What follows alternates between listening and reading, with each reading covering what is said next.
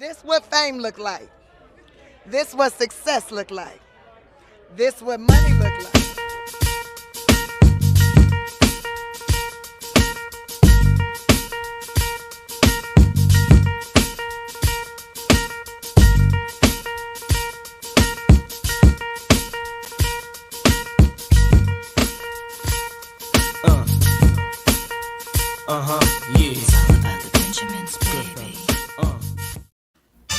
Corsicana,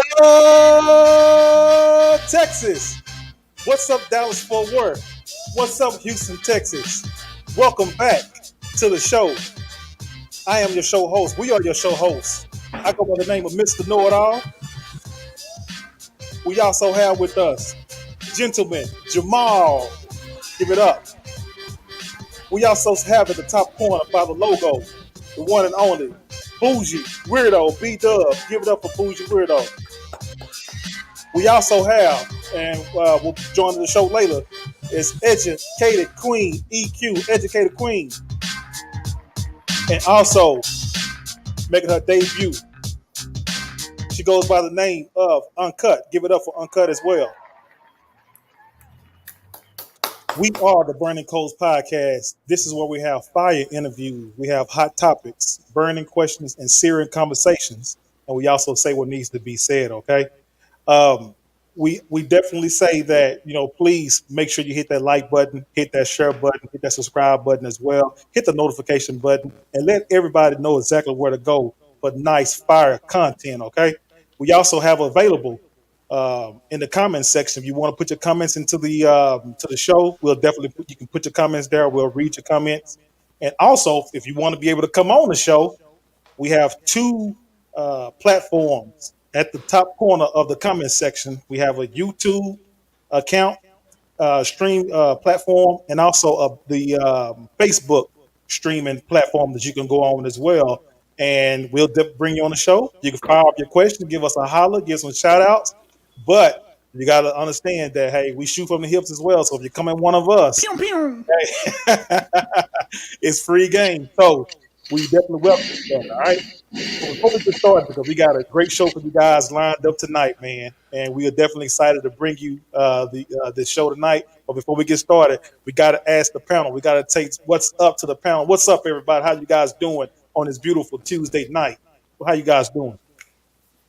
Living. Right. Trying to get to the money. Trying to get to the money. That's what we're going to talk about. That almighty dollar. Oh, man. Yeah. Hey, speaking of mighty dollar, Jim and Jamal, look like the Cowboys, man. Like, we own it, man. We doing something else. We doing some awesome things, brother. Yeah, man. Yeah, we making that money, baby. We making that money. Look like we got to pay. We got to pay. Go, man. Yeah, come on back. What happened? Come on back, B-Dub. That's all right. Yeah. Like I said, can't wait till Monday get here. What we do? What happened? I missed something. Don't worry about it. What the Cowboys did? They did something else to make me. Hey, y'all got a firm grip on the number 2 spot. B-Dub, good job. B-Dub, I think I know. Y'all got a firm grip on the last spot. We got a firm grip on the number 1 pick, baby. Hey, B-Dub, I think I know what you're talking about. Since you said we ain't gonna like it, I think it's gonna have something to do with Jerry Jones, man. I just think it's probably what's gonna happen, man. You're gonna bring that Jerry Jones stuff in the picture. I think that's what's gonna happen, Jim and Jamal. What do you think? What? No comment. Yeah, Jerry Jones. Yeah, what's going on? Comment. Uncut made it in. Yep. What's happening? So, everything that's going on with Jerry Jones, with him taking that picture back in the day in Arkansas, with I think that was like a segregation moment. Hey, man, that ain't what we here to talk about today. Listen. Yeah, I'm a Cowboys fan. Yeah. Here we go. I'm a Cowboys fan. And that's not Jerry Jones and his shenanigans. Worst GM in the league. I have my own things to say about Jerry, but I'm a Cowboys fan. You see that? This is not Jerry Jones. This is the Cowboys. Right. Cowboys before Jerry. It's going to be Cowboys after What's the Simpsons guy called? Here, I call him that. here the excuses go. Mr. Smithers. Long after Mr. Smithers is gone, we Yeah, still gonna be them boys, right? we them We them boys. boys. Mr. Hold on, Burns. Yeah, hold on. Mr. Burns. Yeah, Mr. yeah, yeah. Burns. Mr. Okay. Burns. Well, you guys, we got impact. We got a good show for you guys tonight. We call this the Money Series, the Black Market Money Series. So this is gonna be a 4-part series that we're gonna be doing. So hope you guys enjoy it. Okay. So we're gonna go ahead and get straight into it. Let's talk about it. All right. Let's talk about it.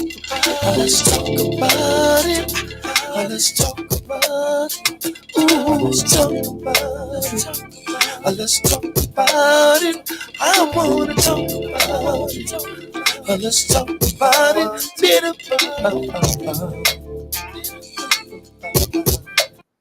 Okay, you guys, you see the topic. We talk about black money market and organized crime. So why did we choose to have this discussion? Okay, because let me ask you guys this, and in the audience as well, and you put your comments in the comment section, and you guys can agree or disagree, whatever you guys want to do, whatever, man. But have you guys ever thought about this? All right, when it comes to organized crime, okay, when a lot of these mobsters or these gangsters that's involved in organized crime, we're talking about a lot of money that's involved with this thing, a lot of dirty money as well. Let's get that straight now, okay? And people have been, a lot of this money that's been made is off of drugs and different crimes and robberies and killings and so on and so forth. You name it, the list goes on down and down and down the list there. So my question to you guys is this, and audience as well: have you guys ever wondered exactly like what happens with the money that been confiscated if they do confiscate the money during these different crimes and things like that or whatever? What happens with the money? What do they do with the money?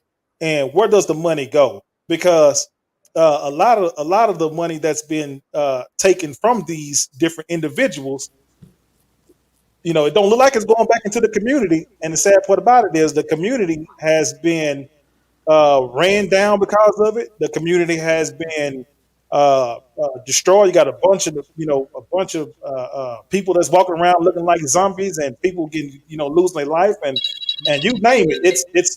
It's never ended. So the question is this, you guys. What when you guys hear organized crime, what do you guys? What's the first thing you guys think about when you hear the terminology organized crime?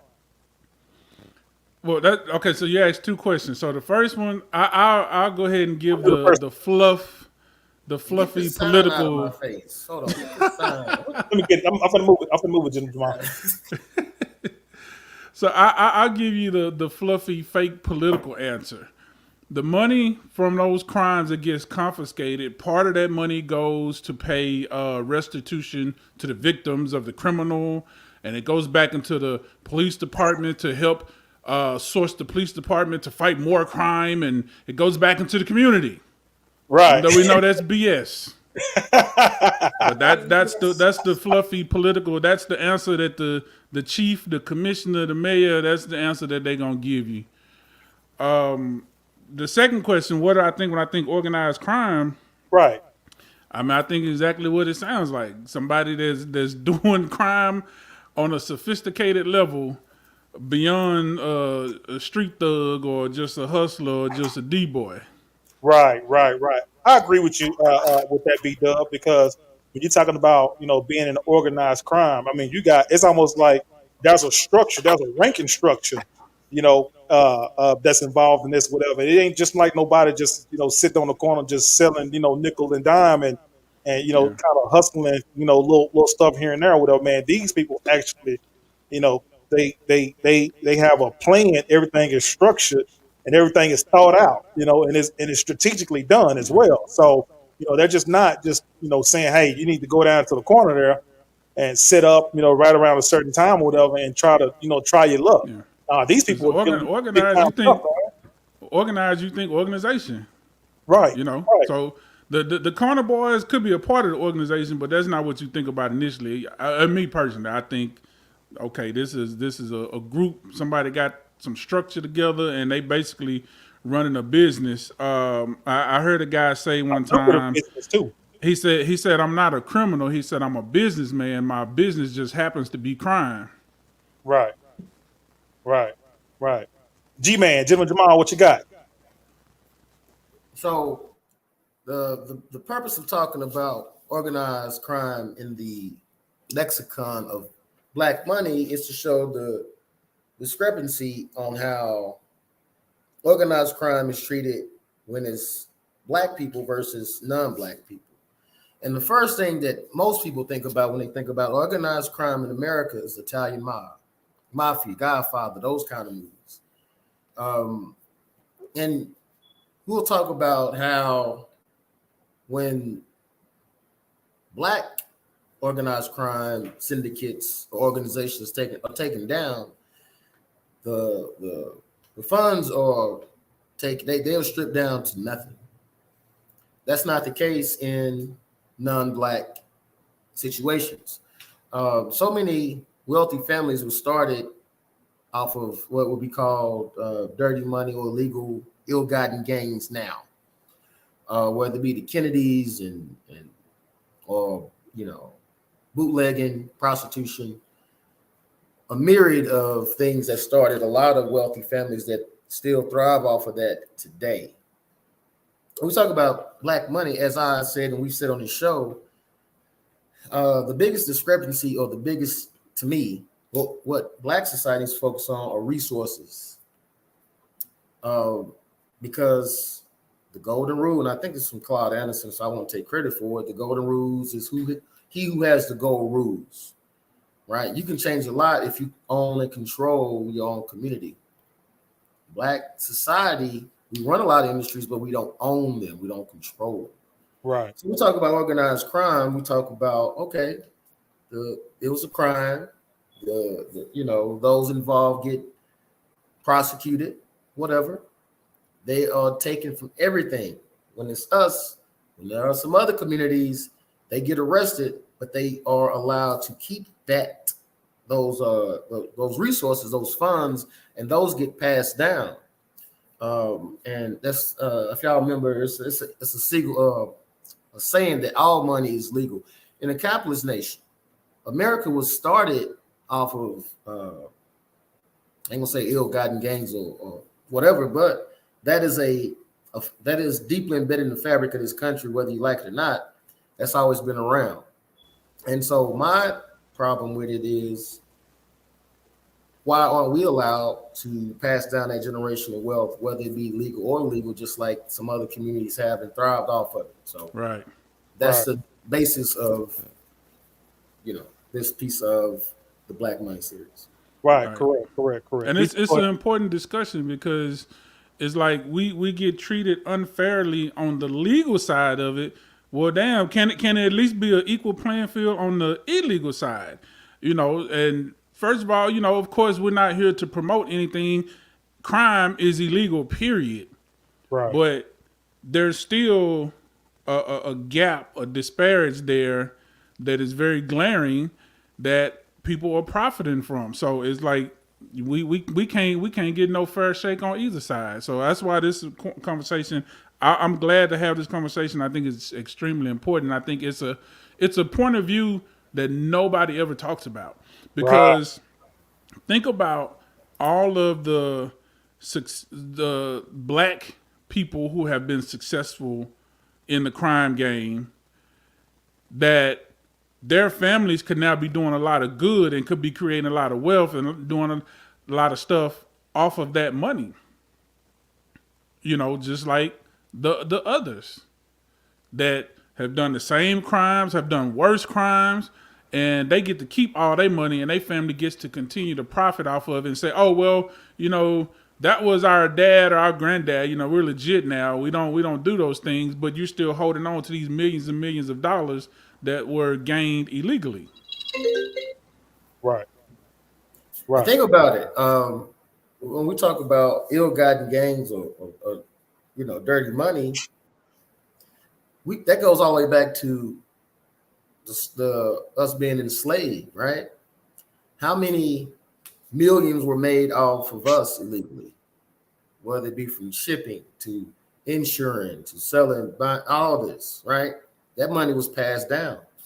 And we'll get into some of the other things like, them stealing certain creations and inventions from us. We'll get into the Jack Daniels and all that stuff because that's still dirty. Slavery was dirty, and the money that was generated was still passed down. Like you said, we're never promoting anything criminal. Don't do anything illegal. That's not the way to do it. But what we're saying is the money that was made illegally passed is profiting other communities to this day. But when it comes to us, that does not get passed down. They make sure they get everything.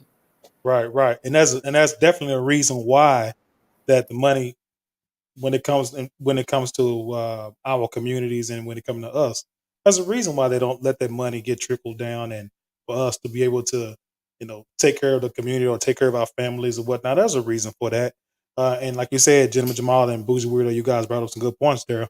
We'll definitely talk about all that, later on down the road, whatever. But tonight we're just mainly focusing on, how they differentiate between, you know, between black organized crime gangsters or members versus the other different organized crimes like the Italian mob and so on and so forth and whatnot. So we have two videos that we're going to play. And this first one we're going to play, is it B Dub? It's the John Gotti first, correct? You on mute, B Dub. Just a comparison to set up the points of the show, and we're going to use a couple of specific examples of the difference between same crime, same lifestyle, different outcome. There you go. Here we go. We can go ahead and play it. First one.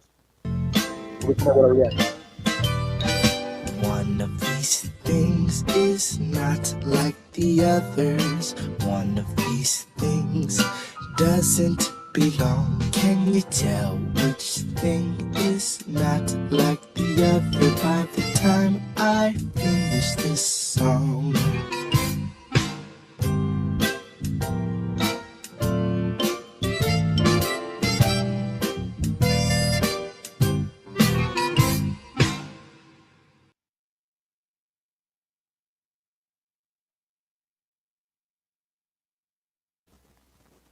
So there we There have it is. we have Sammy the Bull Gravano versus Frank Lucas. Okay, so the background with Sammy the Bull Gravano, and we're just gonna go ahead and just kind of let you guys know the little insight about what's going on with the guy. If you don't know anything about him, he is the number one in command, the second in command up under John Gotti during the time John Gotti was had his reign. And Sammy the Bull Gravano at the time, he was responsible for killing 19 people that they say that they put on this guy And he body admitted to. that he admitted to. Right. Correct, that he admitted to. And what Sammy Gravano did was he ended up rolling and ratting on John Gotti because he felt that John Gotti and John Gotti's people was getting ready to roll over on him. So he felt like he beat them to the punch. And he ratted on them. And John Gotti ended up getting life in prison. And he ended up doing some time, but he ended up getting out of prison. And then when he got out of prison, he started, he kept all the money that was allocated to him and all the money that he had. He ended up keeping some of the money, a whole lot of the money that he had. And he ended up getting into a drug business with his son. And they got, I believe it was ecstasy pills. They was traveling from one place to another, transporting ecstasy pills. And him and his son ended up getting in trouble with that. So he ended up getting some prison time behind that. That's strike two. He ended up doing prison time for that. Ended up getting out again. And now, he's supposedly in witness protection somewhere in Phoenix, Arizona. And now, he is all the Not money anymore. he's got. Say it again. Not anymore. Okay, he's not a witness protection anymore. Okay, well, he's living his best life right now. He's making all kinds of different income and money that he's making. Not only the money that he did when he was doing his mob years with John Gotti and all those different bodies and killings that he was doing. But he got that money there. Also, he has money and revenue income coming in from podcasting and branding and you name it. So this Merch. guy was able to he was able to have a nice nest egg for being a habitual criminal, able to keep all his money and able to take care of his family as well. So you saw during the video that we watched how much money that these guys made versus Frank Lucas, who been in the game a long. He's been in the game a while, but this guy was more. He had made more money than John Gotti and all these other Italian mobster gangsters put together. And he ended up what his estimated worth was like 500,000, but he ended up dying penniless. So how does that happen, Bougie Weirdo Jim Jamal? How does that happen? The government. What's going on? Yeah, man. I mean, Al Capone was Al Capone, $30 million. Right. Or John Gotti was $30 million. I think Al Capone's worth $100 million. Because the thing about it is, anybody that commits these type of crimes that have gained money from these crimes should be having $0. But instead, I get to kill people, put hits on people, destroy lives, make $100 million, and then when I die, I get to pass it on to my family. Whereas this other man over here, Frank Lucas, that at one point in time made $250 million in 1 year, dies, like you said, broken penniless virtually. I mean, 500,000 compared to what he had basically is broken penniless. And his family doesn't get to benefit from any of that. Even after the fact, because this is the other part of it too that we don't talk about. All of these, think about how many movies have been made about Italian, Jewish, Irish, white mobsters. Right. And all the money that they made off of their name and likeness. We barely got one movie about Frank Lucas at the end of his life when he was already 80 plus years old and on his last leg. And yes, he made that's probably where the 500,000 came from.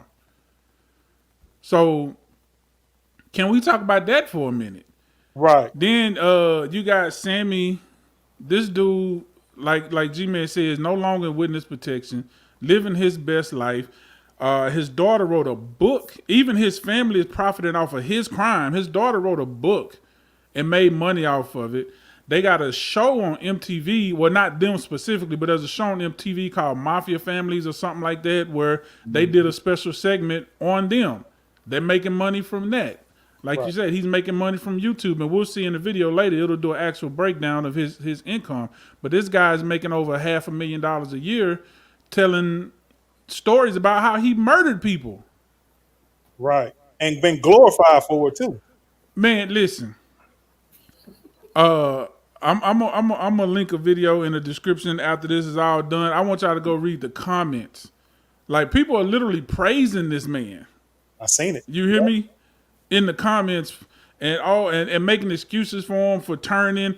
Like, it's such a double standard, because if you tell on somebody that you cohorting with, I thought that was a rat. And I thought the mafia didn't like rats. But it's like, oh, well, they was going to tell on him, or they tried to use him, so it's okay. I guess it's like a Tekashi 6ix9ine type of situation. I don't know. But it's just such a double standard, and it doesn't make sense to me. And it's crazy. Like, this dude is literally a confirmed murderer out here just living life like everything's sweet. Right. Frank Lucas died in a wheelchair with no money. Right. That was makes never sense. convicted of killing anybody. That part. Tax evasion. But what and drugs. But what is the government afraid of? Why are they afraid to? They will quick to give back the mafia, the Italian mafia and all these other organized crimes and these other. Ain't no fear. They'll give them that money, but when it comes to us, They don't want to give us not a penny whatever man. They're afraid that we will because if you look at Frank Lucas's story, one main thing that he said, and just looking at all the videos that he's done, he was one of those type of people that he provided. He put back a lot of resources and paying bills and putting food into the community. He said that Harlem took care of him because he took care of Harlem. And the reason why I feel like sometimes the government don't want to give these, our, Frank Lucases of the world and all these other people that's of color, they don't want to give them back that money is because they're afraid that, that these communities might be uplifted. And these communities, might, they might not, they're not. It's gonna I be people where disagree. they don't feel like, they feel that there's going to be an uprising or something like that. Like they don't need community. I mean, they don't need policing or something. Nah, you could be right. You could be right. I just disagree. I don't think it's fair at all. I think it's a sense of duty. What do you mean? They Explain doing how- their duty to their people. Who talking about? The police, the justice system are a part of the problem. They are serving their people. It ain't about fear. It's about serving their people and taking certain people out of the game, which is why they go after them so much. Is why we get over sentenced. Apples for apples, crime for crime. We get 4 times the amount of time as our non-black counterparts. Right. As we're talking about, what this whole show is about, how criminals of other cultures, Irish, Jewish, Italian, white, they get to do crimes, and even if they get busted, even if they go to prison, they still get to enjoy the spoils of what they took out of the streets, because the judge, the DA, everybody is a part of that system. We're not a part of that system. I see what you're saying. Yeah. Okay. I see what you're saying. G-Man, what you got, my guy? Like No, you're over there. No, he hit it on the head. It's this is if you gotta have a bottom class, right? You gotta have imagine the population that has been disproportionately, disenfranchised or for forever. We built this country without ever being compensated. I think, to me, if we had the resources and all this, imagine how well we would do, how better off we would be. Both of y'all are right. There is a fear in that, right? There's a fear in us obtaining financial power. But the system has operated the way it was designed. The system's not flawed. People say the system is flawed. The system ain't flawed. Why y'all keep talking about the system is flawed? This system operates the way it was built and designed. It is not a flawed system. It just doesn't go in our favor. But that's the way it was designed in a lot of terms. Historically, data shows it improves it. Now, the question is, what do you do about it? Right? Number one, you shine light on it and you show it like we're doing now. We talk about it. They talk about do this and what. No, we're not giving a break at any turn, not any turn, right? Even that's when we starting out with dirty money. Like, imagine you can't even keep the dirty money you make, let alone you can't make the money legally, but even the dirty money that we make is taken. That was made. And like we talked about, nobody's promoting illegal activities at all. Don't do it. No, correct. Do not do it.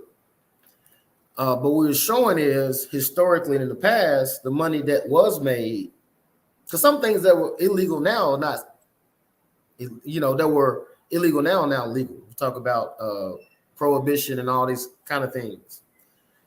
And we're going to go eventually to marijuana, right? How many of us have been locked up for marijuana, which is now legal? Anyway, that's another subject. But anyway, we're not allowed to keep it. That wasn't allowed to be passed down to a community.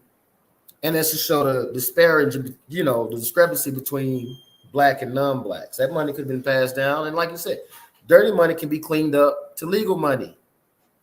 As we see a lot of other non-black families have done. So, you know, there it is. And again, this guy admitted to killing 19 people and got 5 years and was allowed to keep his money.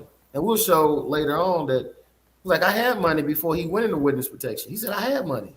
Mm-hmm. Yep. He cooperated. He said, I had money. That's why he's like, I do 8 months. He did witness protection 8 months. Said, I don't need this. Because he had the money. Right. Go ahead, B-Dub. You gonna say something?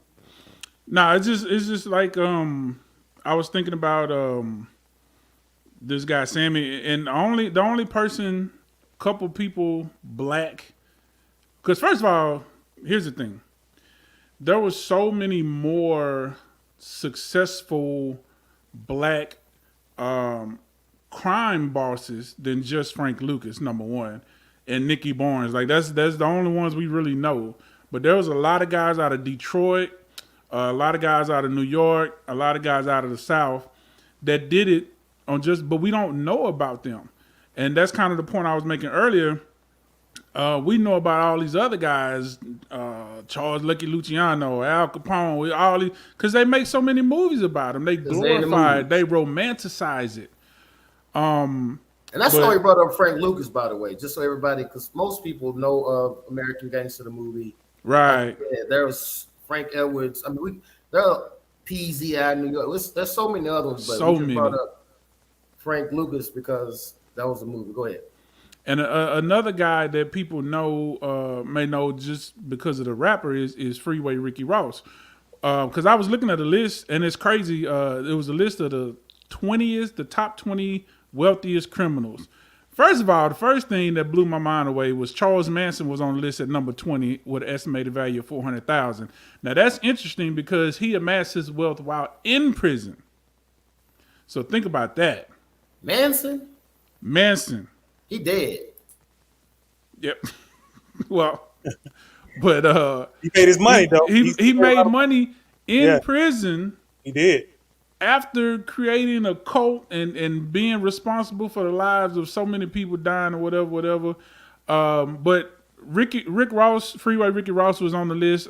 He's estimated at $1 million net worth. But what I was going to say is the only reason is because he was lucky enough to get out while he was still young enough to, especially in this new age of money. But most of that money came from a lawsuit because he sued Rick Ross for using his name, and they settled. And he's been able to do speeches and kind of talk about crime reform and do other things. So he's been able to make some money and build up $1 million net worth. But so many of these other guys never got that opportunity. Yeah, they finally settled. I thought he just lost it. He did initially, but then they went back again. I think the second time, Rose. I guess he just didn't want to go through just go through it again. Yeah. So he cut him a check, but yeah, like we only know a handful of people because a lot of these guys end up broke, destitute, and just don't get any opportunities. Like nobody's giving these guys opportunities to go talk about their life of crime and put them on a documentary and pay them to do shows and pay and do movies and stuff. So it's such a glaring difference that is almost kind of sickening. Right. And if you look at Sammy Gravano's podcast, I mean the guy looks extremely healthy.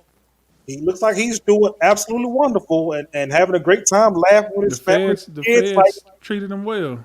Yeah, man. Like you would have never known that the guy had a history like that. Okay, but then when you look at Frank Lucas's towards the end in a wheelchair, looking over his shoulders, afraid to, he don't want nobody to know his location and so on and so forth or whatever. Man, it's disheartening and it's sad that.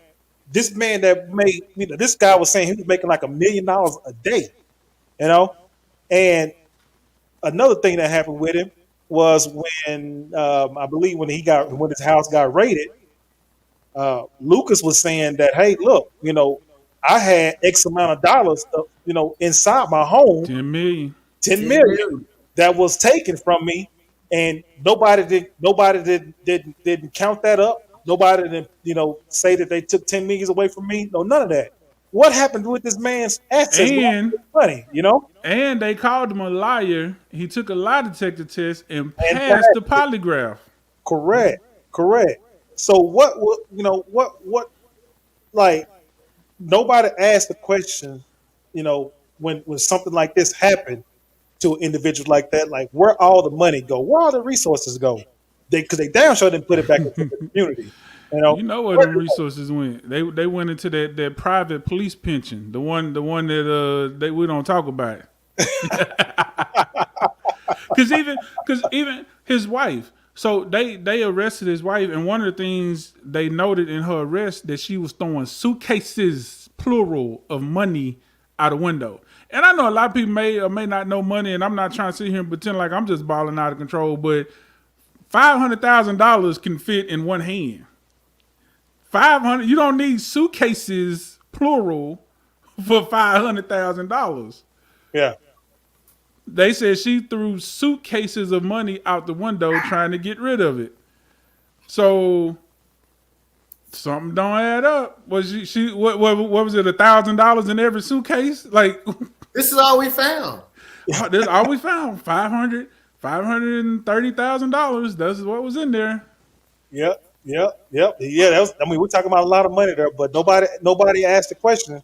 $9.5 million somehow. Poof.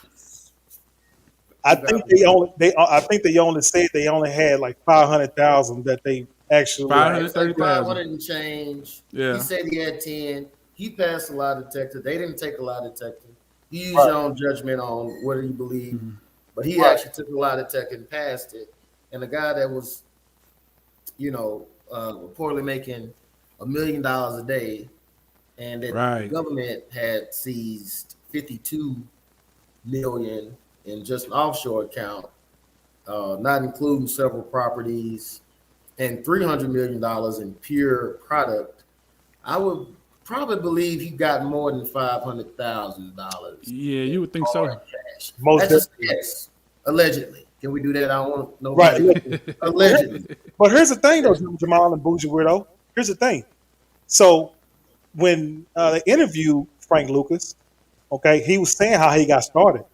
The government allegedly assisted him with doing how to get started and assisted him with different resources to be able to go over to Taiwan or Vietnam, wherever he went and got the stuff at.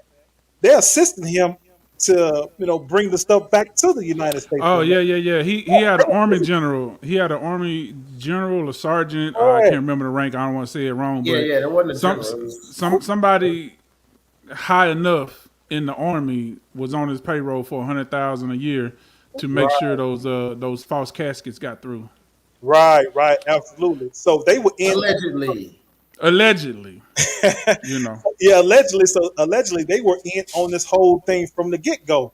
So they had tab on this guy.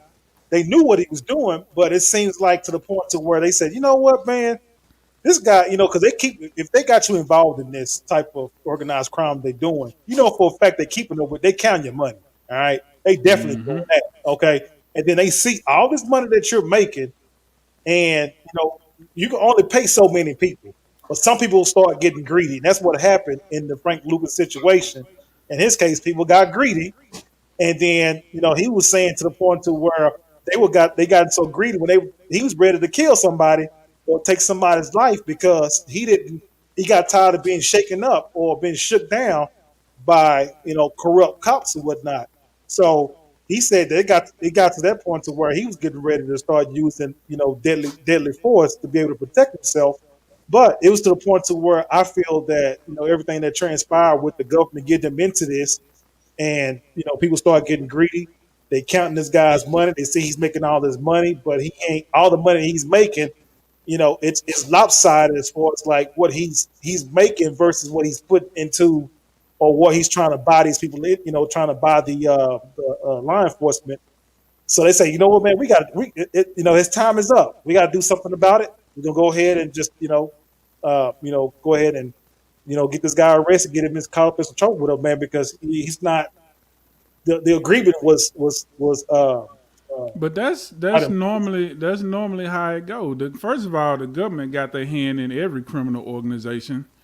If you think differently, I got a bridge in Omaha. I want to sell you, and they pick and choose. They do pick and choose, right, and a lot of times that's the reason is whoever they're allowing. They want more and more and more, and then when that person decides to stop paying more, now all of a sudden you got a case on you. You got a RICO or tax evasion or kingpin statute. right. But you know what I think they also think they looked at Frank Lucas as a threat as well, because you got a man that's coming to us and say, hey, you know what, I got a scheme, I got a way to make a lot of money, and he put together this whole scheme on how you're gonna transport it and so on and so forth or whatever. So they looking at this guy like, man, this guy's bringing us some new ideas, whatever, man.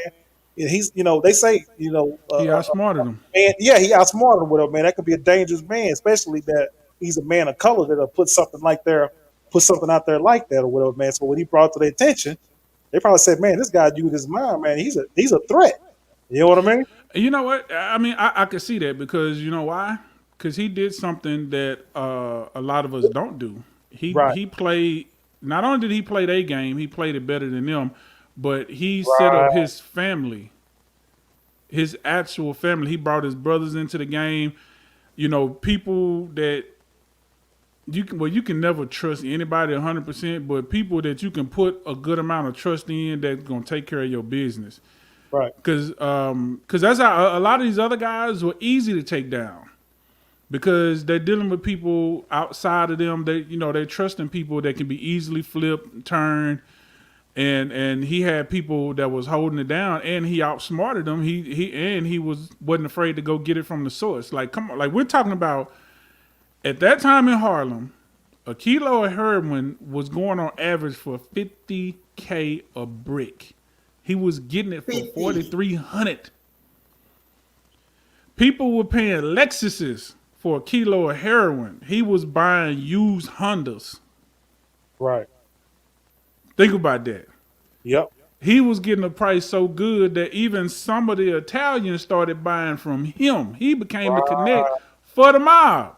Right. He was getting such a good price. So 100% he was a threat. But still, at the end of the day, okay, he was a threat. You took him out the game.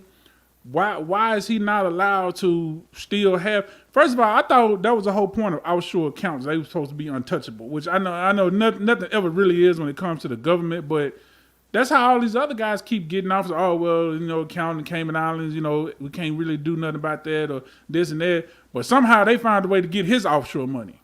Right. But what's his name? Capone, you couldn't touch his offshore money, but you can get Frank Lucas offshore money somehow, some way. Right. Like, and that's what we talking about. Like, again, he's a threat though, but brother, like you say, he's a threat. Like you say, the man brought his family, and his family that he brought brought into the game. They all had businesses. You know what I'm saying? They had businesses. Right. You see what I'm saying? So why will the government release those funds that dirty money to him? He's already a threat, number one. He's already sharp. Well, he's already sharp, number one, but then he becomes a threat because of that. But then he started putting puzzle pieces in play with his family. One person owned a tire company, the other person owned a restaurant. So they see all that's going on with us, so they're not going to. Their mindset is like, we can't put this money back into the community well because this guy is allocating these different resources and business. You know why? Why they supposed to give him his money? Because in America, they tell us that justice is blind. So if that bitch is blind, she's supposed to treat him just like she treat all them other fools. Right. Period. Right. Well, now I'm gonna say two things. When you're blind, you only see black.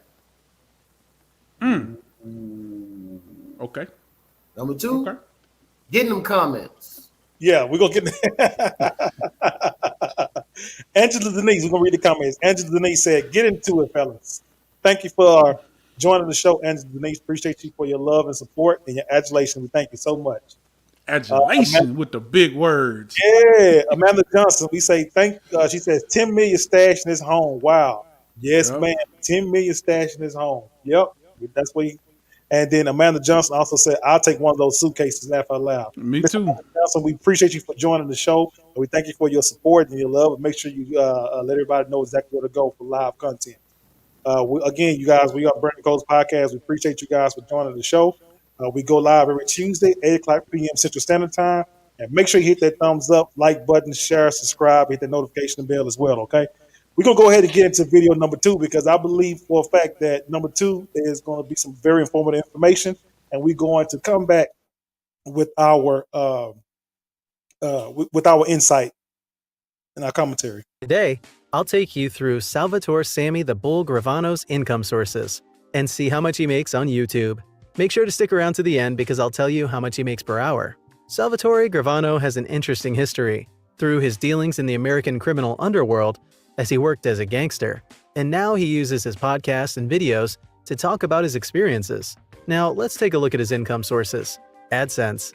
His Social Blade shows his channel garners an average of 155,782 daily viewers. According to Income Stream Builders, he earns $2.03 as his CPM, as his commentary content focuses on the reactions niche, while Looksy puts his CPM between $5 and $8 because his channel is based in the US. Adding the two rates and then averaging them gives a $5.15 CPM. To calculate AdSense revenue, we divide the daily views by 1,000, then multiply the result by the average CPM, giving him $781 a day. Then YouTube takes 45% of this, leaving him with $430 a day, $12,891 a month, and $154,687 a year. Merchandise. He sells a variety of items on his online store, such as his books and apparel, all costing an average price of $50. Assuming 1% of his daily viewers visit the store, we'll estimate 5% of them, or 78 people, purchase the items, which gives him an income of $3,900 a day. Assuming 20% of this is his profit, we estimate he earns $780 a day, $23.4K a month, and $280.8K a year. Patreon. His Patreon offers $3 monthly subscription tier, and he currently has 1,640 patrons. This earns an income of $4,920 monthly and $59,040 a year. Adding his annual incomes gives $494,527 without expenses.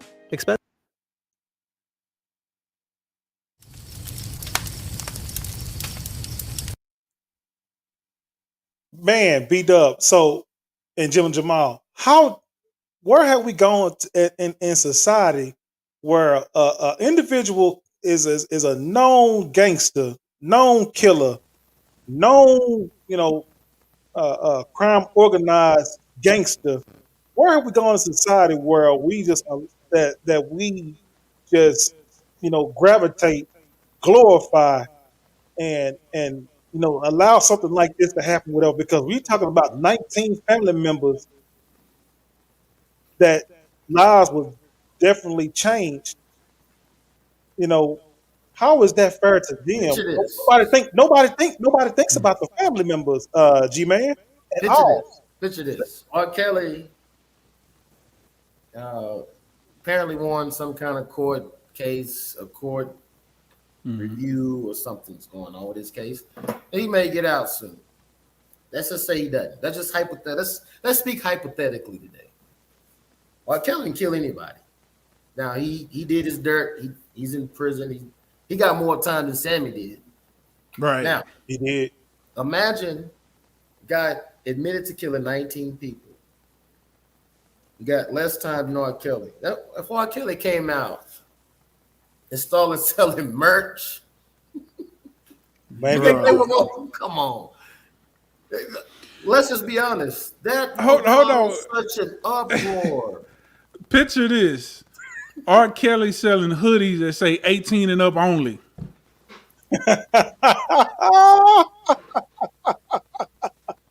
Just imagine. Man, he will be crucified. Just imagine. He would be crucified if he did that, man. You know what I'm saying? Man, don't you know the Me Too movement would be in front of R. Kelly's house, and wherever he at, man, it will R. Kelly, R. literally. Kelly he gonna start selling a gold colored energy drink called Rainwater. The views of Bougie do not represent those of the Burning Coals podcast or any other host on the show. Thank you. The view.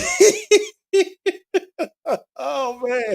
I'm just saying. I'm just saying. Imagine like this dude is selling books, talking about how he lived his criminal life, how he murdered people and was a part of these murders. Right. He's selling merchandise with his Sammy the Bull logo, which is his mafia name. Mm-hmm. And you know what's so crazy? These dudes that get on these shows, these interviews or whatever, they still talk that mob talk. It's not like they done changed in life and, yeah, that was a past life. No, they still be talking that mob talk and family this and family and, you can't trust whatever. And it's okay, but R. Kelly can't sell a hoodie that say 18 and up. I'm just saying. Right.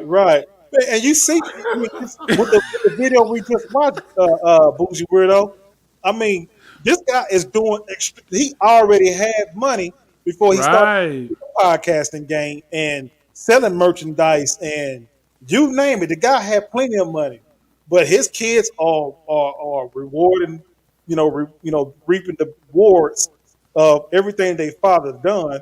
The infamous father, everything that he's done. But you don't see. I think I've seen a few videos of Frank Lucas where he's going to different radio shows and different places like that and doing, giving his story and interviews and stuff like that, whatever. But he's not making nowhere near as much money as this, as Salvatore, This is the Sammy the thing. Bull, whatever his name is. There's a law that prevents convicted criminals from profiting on their crimes. But you have to be first, though, right? You have to be. That's why I'm trying to figure out how Charles Manson made all that money. But the law applies when it applies. I'm gonna leave it right there. Right. Yeah. When you are locked up, you're not supposed to be profiting. You're not supposed to be. That money, exactly. Any money that will go as you talked about, Ms. Nodal, to the victims of those. Mm-hmm. Sometimes, so as we see, that doesn't apply in every situation. I'm not going to pretend to be versed in every letter of it, but I know there is a law in the books that says criminals cannot profit off of speaking about the crime they committed. But there are those who are exempt, and the law is not applied evenly to, and we are just showcasing that. Mm-hmm. Right. But my thing is, let me ask you guys this: how do you guys feel about, with in our communities, because we all seen the movie American Gangster with Denzel Washington, which he played a hell of a Frank Lucas character. I mean, I enjoyed the movie very much, and just for them to kind of put the movie the way they put it together, it was very entertaining.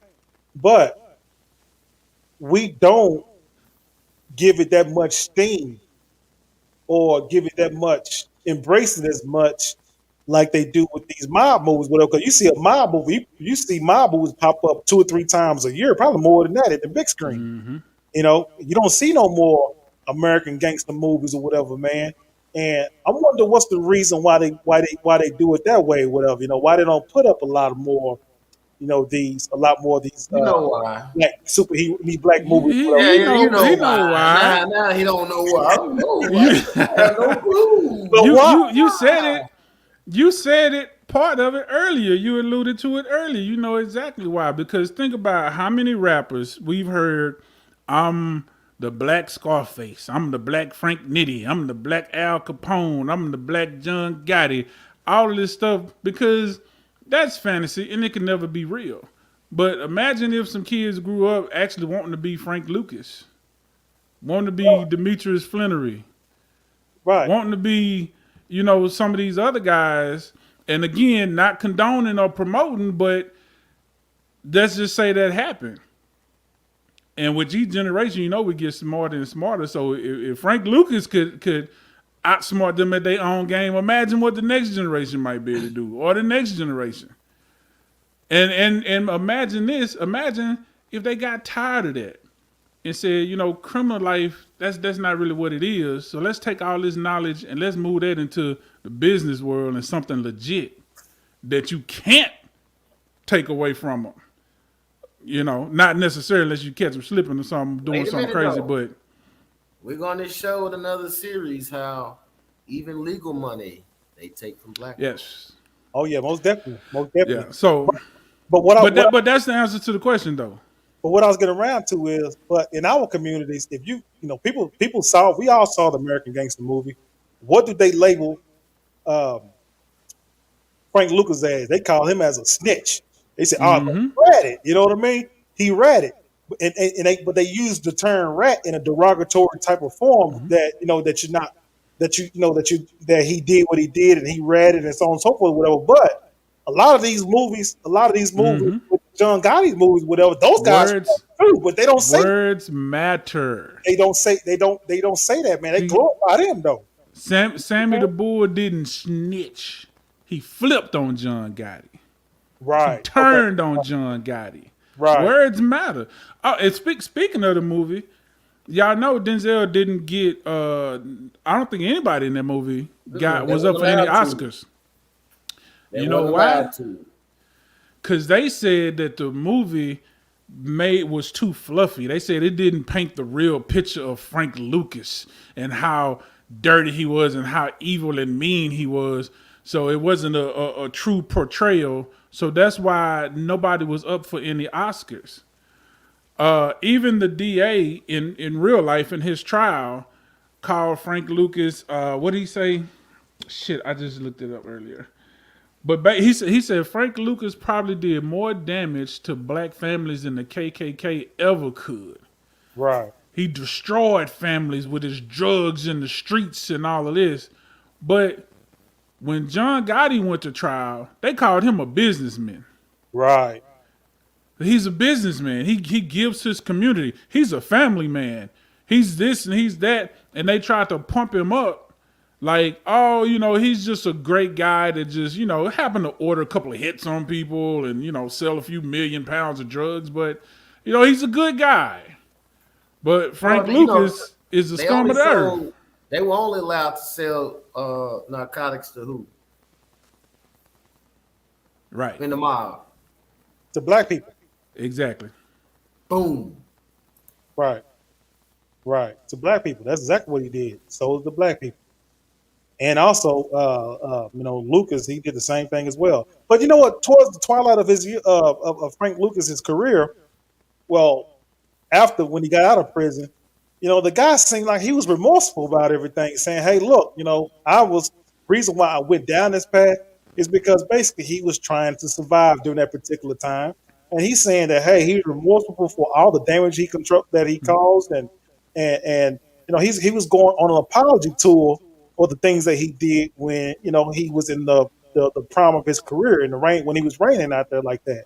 But you know how he got started in crime? This is the crazy part.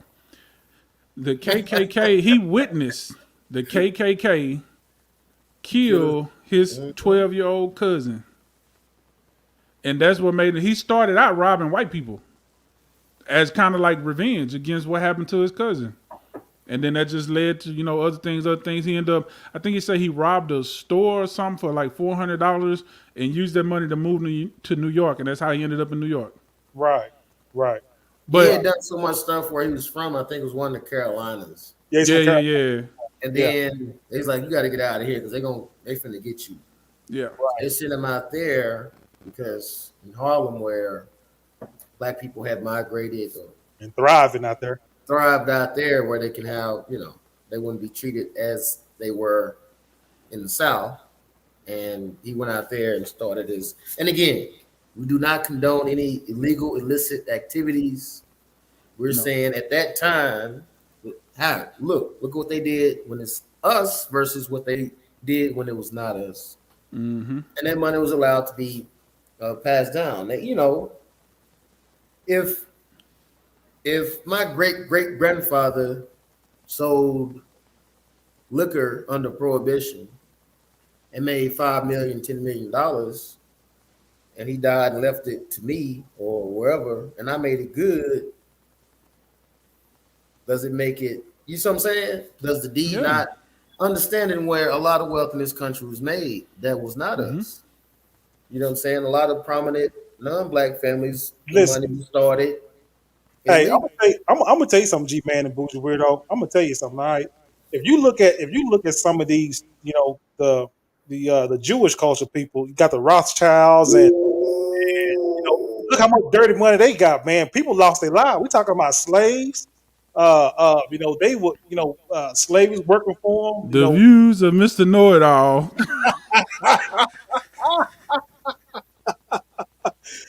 But look at the dirty money. But see, we so caught up. We are so caught up with, okay, you know, black folks got dirty money, you know, and but what about them? They got dirty money that's been given down and trickled down to their, you know, to their loved ones, and they're able to eat and so on and so forth. Rothschild got dirty money going back to the late 1940s and the 50s, man. You know what I mean? Put it out there. You know what I'm saying? So why is Dave Chappelle said 2 words you never use together. But I'm trying to tell you, I'm trying to show you guys this, man. You know, how did the song what the song say? It's cool when they do it, or something like when I do it. Problem, you know? When I do it. Yeah. That's 2 times. Shout out to Finesse. 2 times. 2 times. But Jim and Jamal, Bougie Weirdo, what I'm saying is, you know, the Rothschilds, you know, they got dirty money where people lost their lives and got killed. They say Trump. America got dirty money.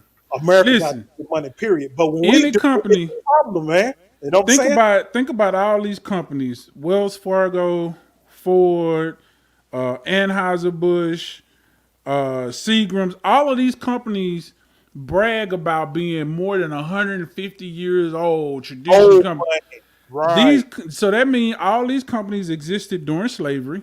All these companies, particularly Anheuser, Seagram's, existed during Prohibition.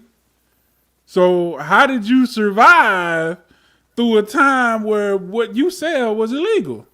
Right. And be able to brag about it. Views of Bougie, we do not turn down sponsorship for any one of those companies listed. We are glad. That's right. We're gonna be sponsored by Vibe 1013. Don't even worry about it. By any one of those companies. Don't worry.